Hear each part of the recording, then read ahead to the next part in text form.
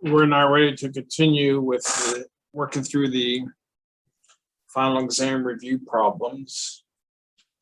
We're ready for number 7. So we got a function here.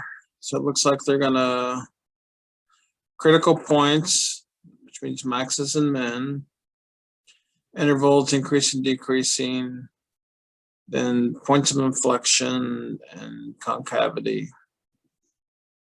And actually on the previous problem, I quit before I did the graph, but it was pretty straightforward. All right, so this is just like number 6.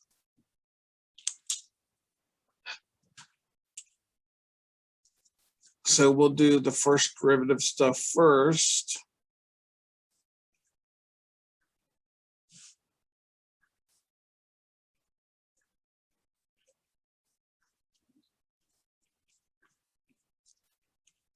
So first derivative is going to be 3x squared minus 24x plus 45.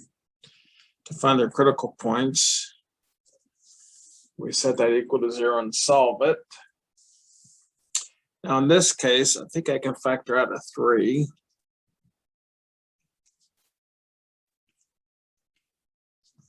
X squared minus 8x plus 15.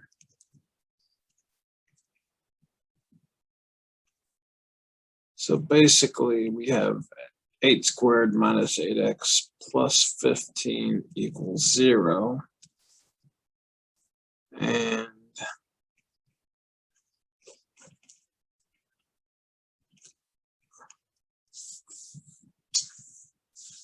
factors down to x minus 5 times x minus 3. So it looks like 2 critical points.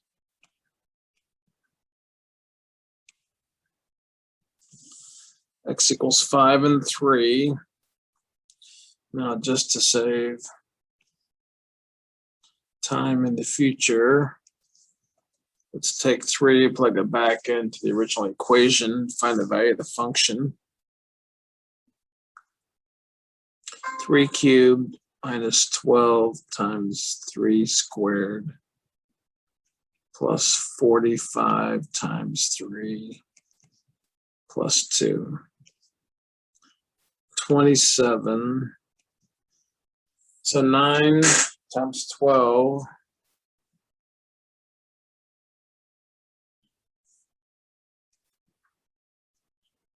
should be 108. 45 times 3 is 120. It should be 135. I'm trying to do this in my head just to keep my brain active.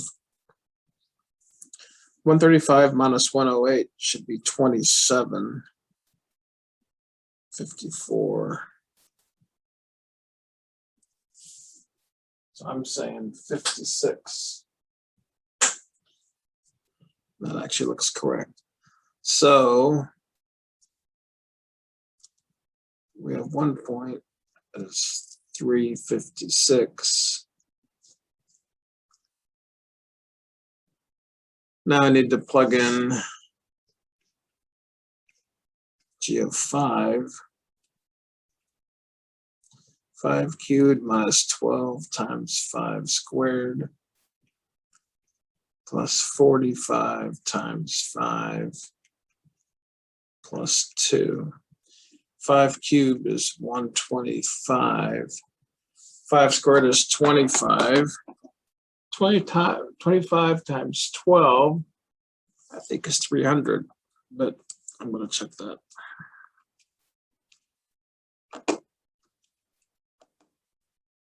That right.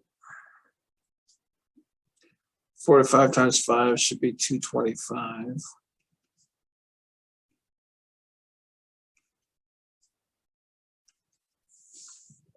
So 225 plus negative is like negative 75, which leaves 50. I hope I'm correct when I say 52. So here's another critical point, 5. 52. So are these maxes or mins? We don't know. Here's the way I'm going to find out. 3, 5.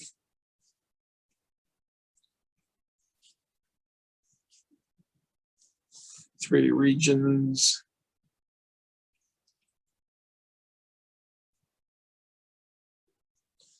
Test point region 1. About 0, region 2, about 4, region 3, about 6. So then the sign of the first derivative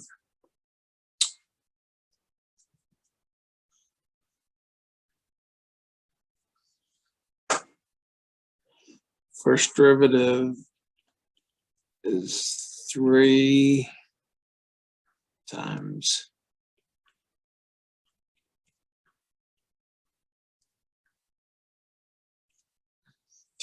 x minus 5 times x minus 3. So plug in 0, you get a negative here and a negative here. Two negatives make a positive. Plug in 4, you get a negative and a positive. And you get a plug in 6, get everything's positive. So it looks like 3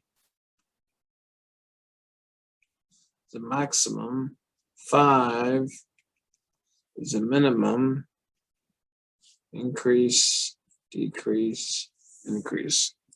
So I'm probably able to answer the first few questions now. What are the coordinates of the relative extrema? We have both. So here's the minimum and maximum. So the minimum is 552. And the maximum is 356.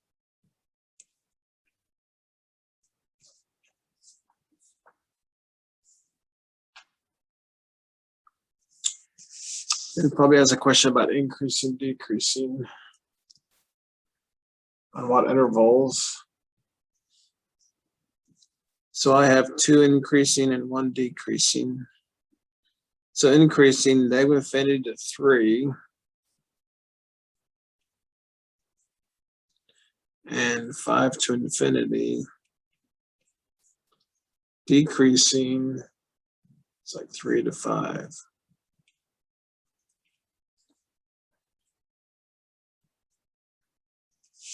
Now, inflection point, second derivative stuff.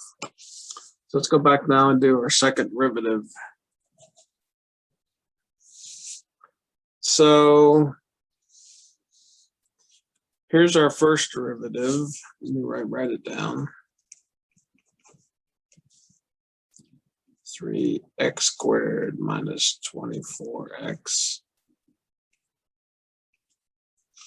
plus 45. So the second derivative is going to be 6x minus 24. To find the point of inflection, set equal to 0. 6x equals 24. X equals 4. So there's a point of inflection. Let's see what the actual value of the function is. Let's just do that now. 4 cubed minus 12 times 4 squared. It's 45 times 4 plus 2. 4 cubed is 64. 16 times 12.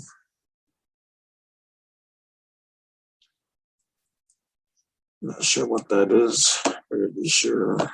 192.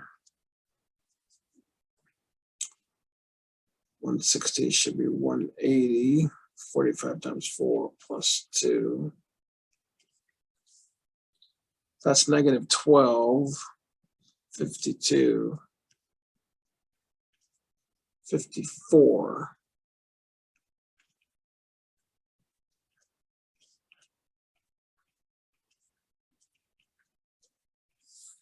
So I think 454 is a point of inflection.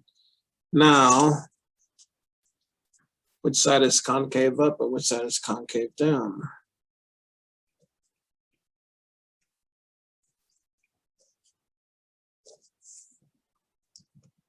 So region 1 and 2, test point up at 0 and 5.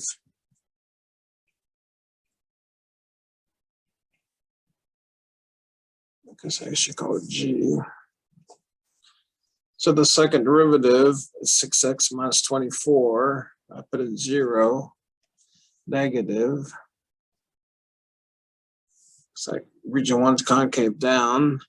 Put in 5. You get positive. So this is concave down. This is concave up. 454 is point of inflection. So I should be filling rest of blanks for this problem.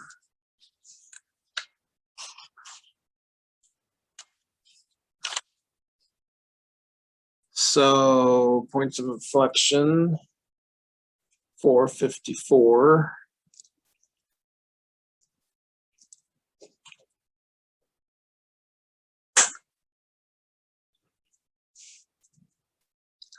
Concave up, concave down. So concave up was 4 to infinity. Concave down was negative infinity to 4. Now, I forgot last time the graph.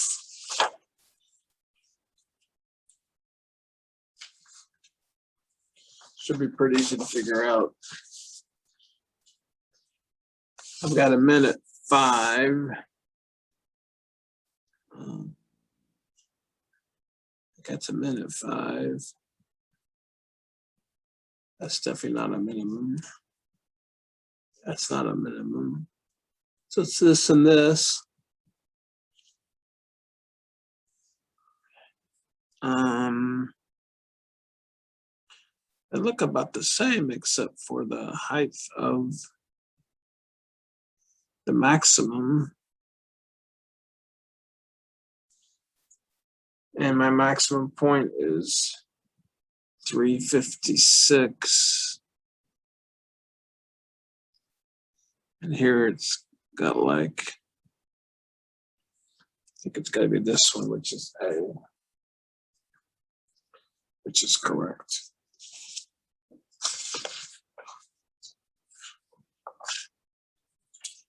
All right.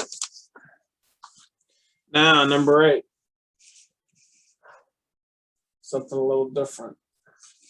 Now we're starting to look at some called rational functions. Another word for like fractions. Now the function's like a fraction. In this case, we want to know when the function's increasing, decreasing, if there are any maxes and mins. Here, that's about asymptotes, we'll talk about in a minute. And also concave up, concave down, points of inflection. So everything we can learn from the first and second derivatives, plus this thing called asymptotes, which asymptotes are things that you get when you have rational functions. So the method to work this problem is pretty much the same as you've been working with. One sort of twist, and that's for critical points. So let's just start into it because the theory is pretty much the same. To find your critical points, well, let's do this first before we do first derivative and stuff. You should already know this by now, but whenever you have a variable in the denominator, you oftentimes have what's called a vertical asymptote. And a vertical asymptote is the value of x, which would cause the denominator to be 0. So what would cause the denominator to be 0 if x is 5? So x equals 5 is an asymptote. That's going to be a vertical dashed line, which means that's a place that the graph cannot cross or touch. So I think that's going to be one of our questions. So let's go ahead now and find their critical points. See if they're going to be maxes or mins. I'm going to do quotient rule here now, since I got a fraction. So low times derivative of what's in top, which is going to be 0, minus what's in top, high d low, derivative of this is just 1 over the denominator squared. If I simplify this first term is 0. These negatives cancel.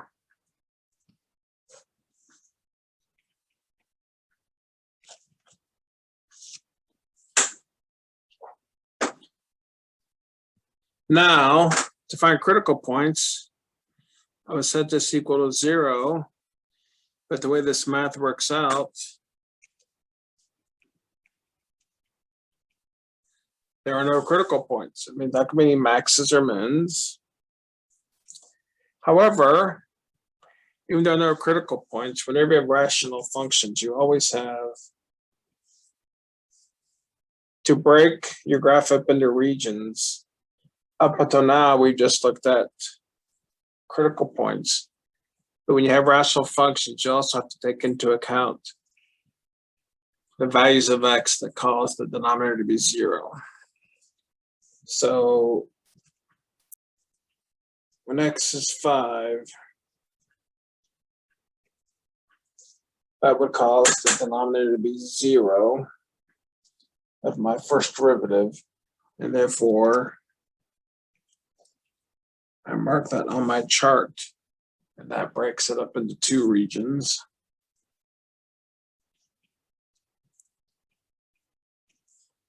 Test point, I can choose 0 and 6. Now I'm looking at what happens. What's the sign of the first derivative in these regions? So here's my, once again to make it clear, here's my first derivative.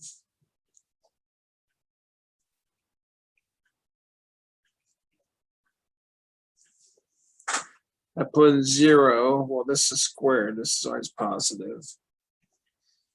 In fact, it doesn't really matter what I put into this x here, because the squared is going to be positive. So it's like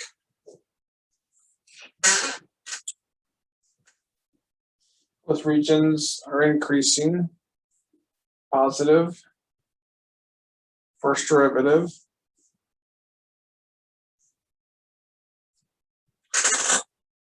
Let's go ahead and show what we can learn from the second derivative. So if the first derivative is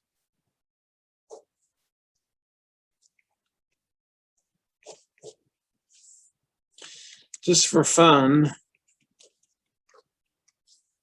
to find the second derivative, I'm going to use the idea of a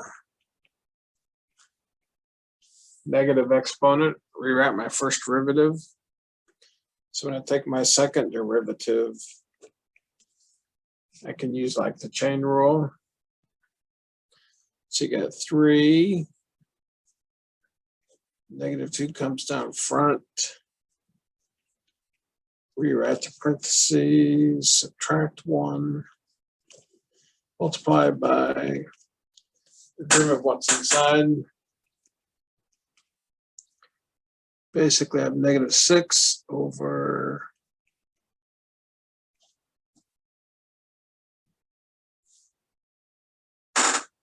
x minus 5 cubed. So point of inflection says, when does that thing equal 0? It does not. So there's no point of inflection. However, just like the first derivative, we do look at this point. It makes the denominator 0. We break up into regions and check concavity.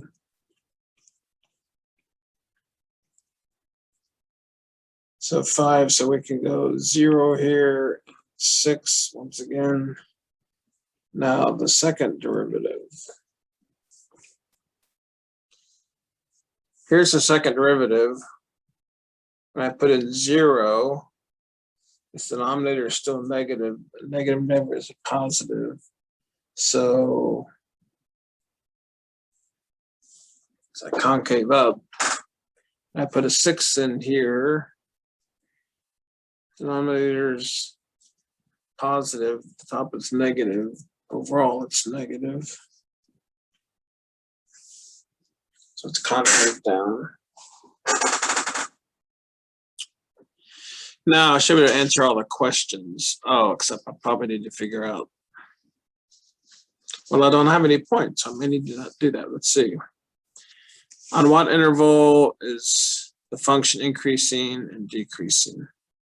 Well, looks like it's increasing from negative infinity to 5 and from 5 to infinity. Well, this is decreasing, never increasing. I want increasing and never decreasing.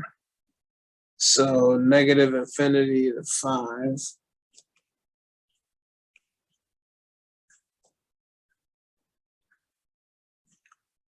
And then 5 to infinity.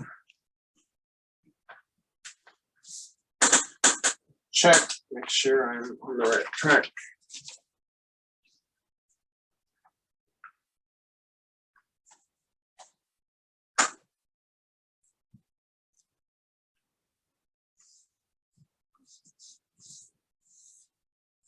All right. So negative infinity to 5 and 5 to infinity. Oh.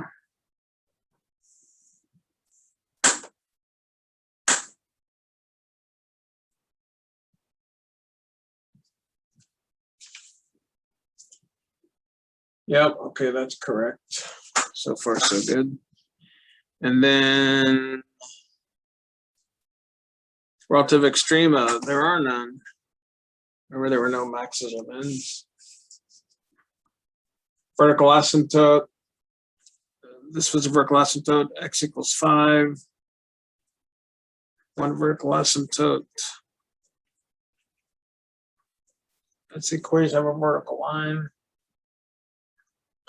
Oh. They also ask about horizontal asymptotes. I haven't done that yet. Horizontal asymptotes are where you take the original function and you reduce it to the leading terms, which in this case, it always reduced the leading terms. And then you say, what happens as x gets huge? As x gets huge, this approaches 0, which gives you a horizontal asymptote of y equals 0. All right, once again, that should be review. So I'm not going to explain all that again. One horizontal asymptote, y equals 0. Now, there's no slant asymptote. At the bottom of the page, it's asking about concave up and down. The answer's on the next page, I think. So I have both concave up and concave down. So concave up. Right, concave up, negative infinity to 5, concave down, 5 to infinity. So concave up, negative infinity to 5, concave down, 5 to infinity.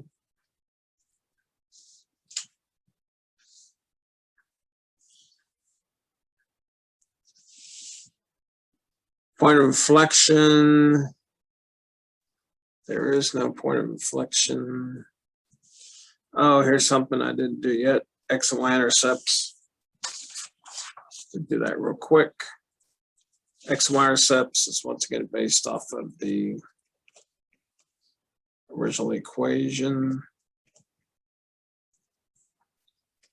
If you want to, you could think of this as y equals -3 over x minus 5.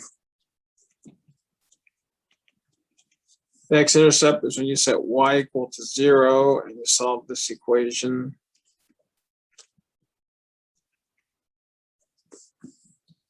There's actually no solution. And then the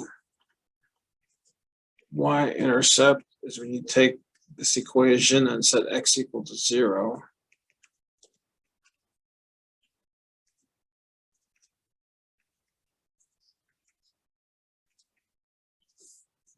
So you do have a y-intercept.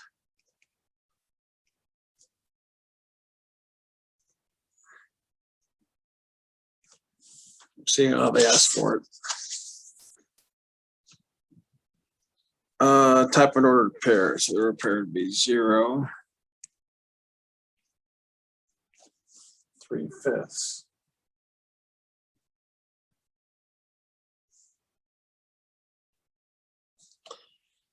And then the graph. Now, if we were to graph this,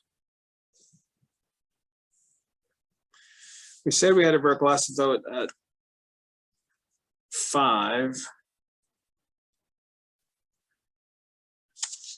Then we have a horizontal asymptote at x equals 0 or y equals 0. Now, it's not always easy to graph this, but I would say the easiest thing to do is sometimes you do this enough, you get a hang of it. And I know negative infinity to 5 is concave up. So you really have two choices here. You can either go here like this or here like this. Well, since it's got to be concave up,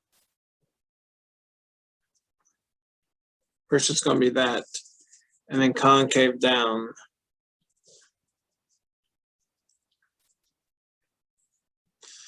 So that's going to be my guess as to what the graph looks like.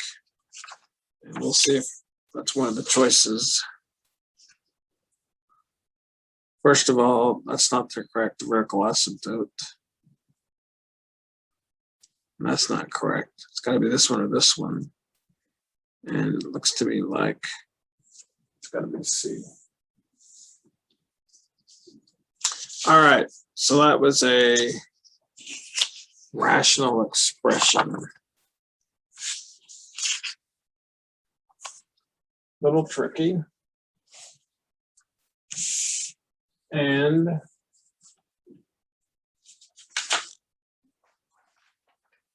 maybe do another one.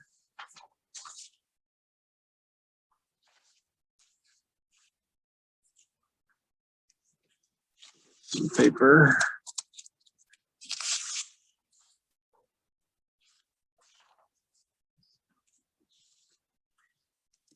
So pretty much I think it's going to be the same kind of problem.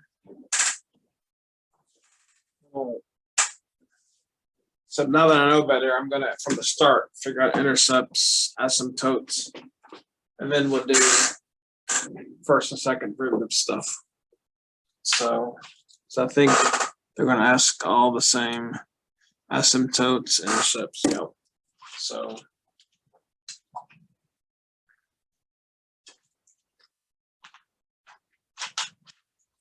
this is another rational expression. So we're going to have to do all of our special things. So let's do we'll do intercepts first. So once again, for an x-intercept, we can write our equation, replace the f of x with y just to make it pretty easy to see. F of x and y are always interchangeable. X-intercept, you set x equal to 0. I mean, you set y equal to 0. So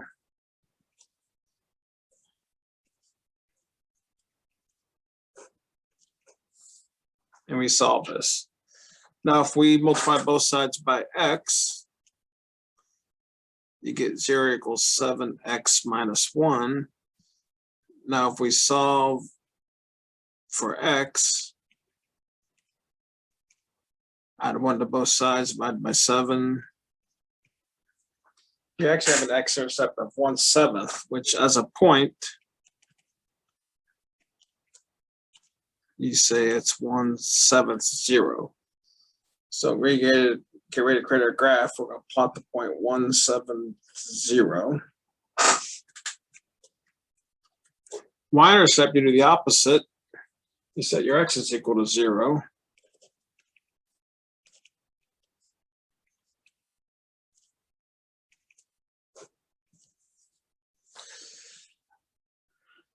Now, right away, as soon as I see a 0 in the denominator, I stop and say, in the world of math, you cannot have a 0 in the denominator. So I stop and I say, there are not going to be any y-intercepts. Now, asymptotes for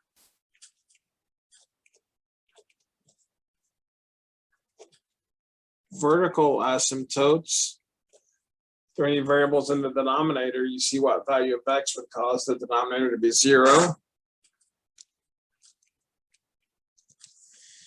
We have a vertical asymptote of x equals 0.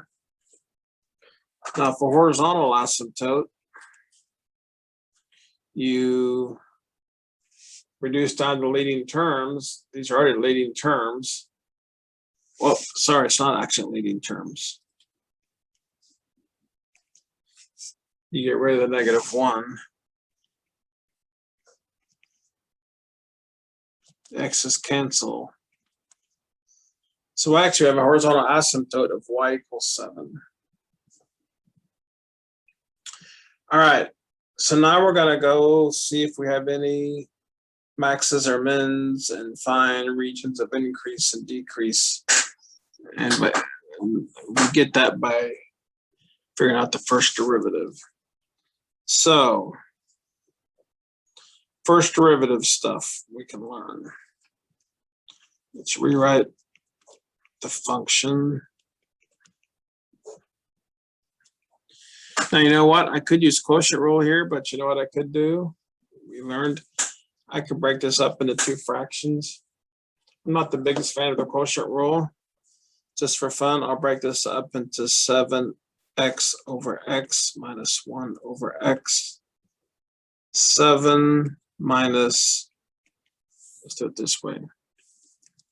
So what would first derivative be? This is 0. You got a minus 1 times x to minus 2.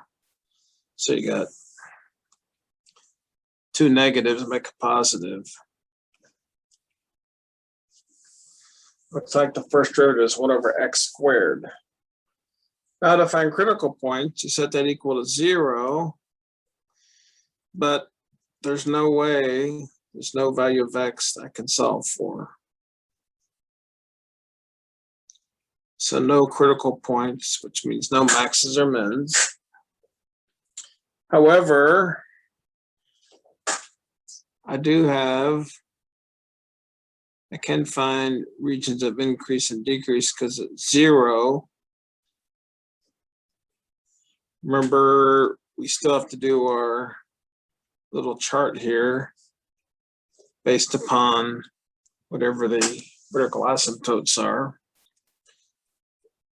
So I have 2 regions. Test point is -1 and 1. And then I have to look at the sign of the first derivative. So first derivative is right here for -1. It's positive. For 1, it's also positive. So it looks like it's increasing both parts. All right, so I think I've learned everything I can from the first derivative. So the second derivative,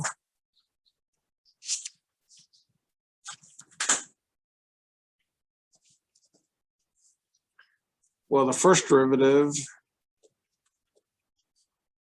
is 1 over x squared. I guess I should be, let me check and make sure I haven't made a mistake so far.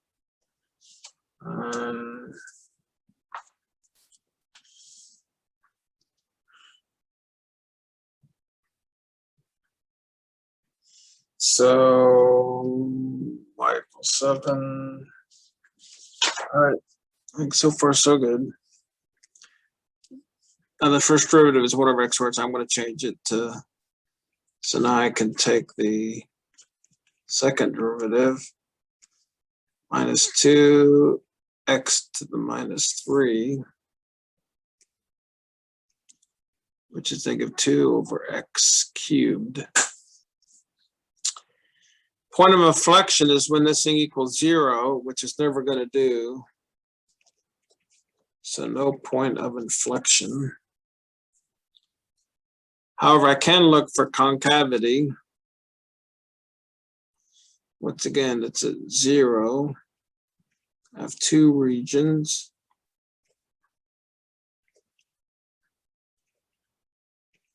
Test point would be -1 and 1. And now I'm looking at the sign of the second derivative. So you got -1 here. Bottom is -1 minus it's positive. So it looks like it's concave up. And region 2, it's going to be negative, concave down. So now the question is, can I take all this information I've gathered and somehow kind of sort of figure out? Well, let's answer all the questions now first before I do the sketch. First question is increasing, decreasing. And way back, first derivative, increasing, increasing. So this is -infinity to 0 and 0 to infinity. 2 regions of increasing, so it's increasing only. And it's -infinity to 0 and 0 to infinity.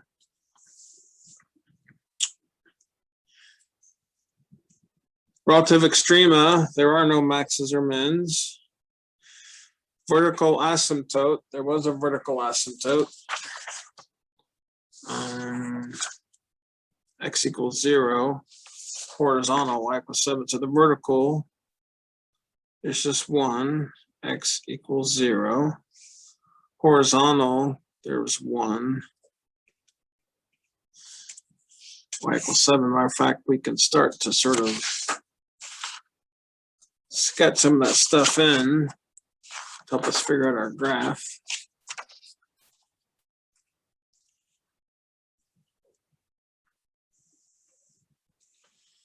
So, vertical asymptote right here along the y-axis. But then the horizontal asymptote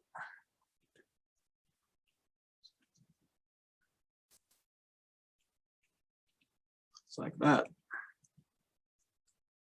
Sort of interesting. The next questions are concave up and concave down. It's like up from -infinity to 0 and down. So we have 1 of each, up and down. Up was -infinity to 0, and down is 0 to infinity.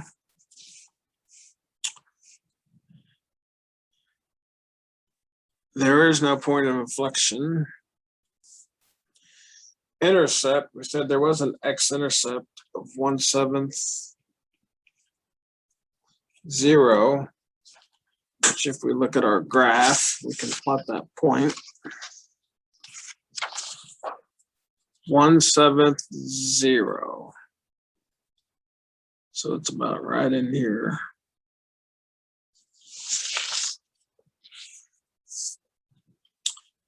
And there is no, now, these are hard to see. Hopefully you can see that this graph is like this and this and this and this and this and this. If I do the concavity, that's a quick one, because on the left-hand side of the graph is concave up. That is not concave up. That's concave down over here. That's concave down. It's got to be one of these two. Well, an obvious thing to look at is that if my y-intercept is x-intercept,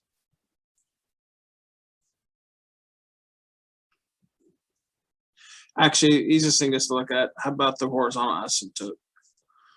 I said the horizontal asymptote is y equals 7. For this one, the horizontal asymptote is like negative. So it has to be D here.